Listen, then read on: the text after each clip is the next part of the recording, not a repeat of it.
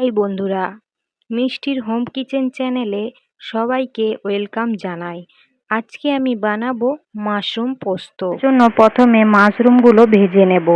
তার জন্য কড়াই বসিয়ে দিয়েছি। কড়াই এখন গরম হয়ে গেছে। এই অবস্থায় আমি দিয়ে দেব তেল।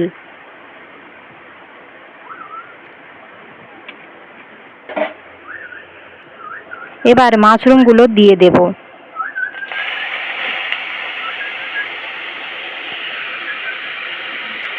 সামান্য পরিমাণে হলুদ দিয়ে দেব।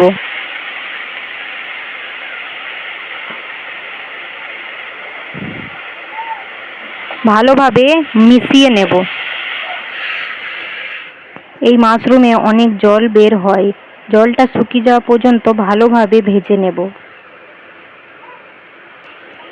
জলটা আমার অনেকটাই শুকিয়ে এসেছে। এই অবস্থায় আমি দিয়ে দেব কোচানো পেঁয়াজ।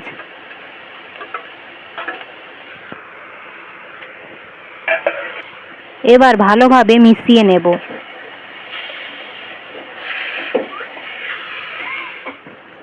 এখন দিয়ে দেব পরিমাণ মতো নুন।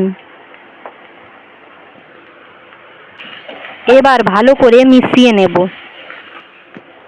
মাশরুম এখন আমার ভালোভাবে ভাজা হয়ে গেছে। এই অবস্থায় আমি দিয়ে দেব বেটে রাখা পোস্ত।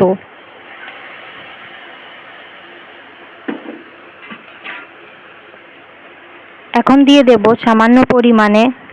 দেব পরিমাণ মতো লঙ্কা গুঁড়ো।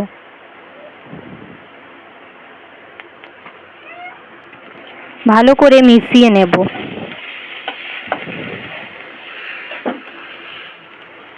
কিছুক্ষণ ভালোভাবে ভেজে মাশরুম পোস্তটা আমার একদম রেডি হয়ে গেছে। এবার আমি নামিয়ে নেব। রান্নাটা একদম রেডি হয়ে গেছে। দেখো দেখতে কত সুন্দর হয়েছে, খেতেও খুব সুন্দর লাগে। তোমরাও ঘরে এইভাবে বানিয়ে দেখতে পারো।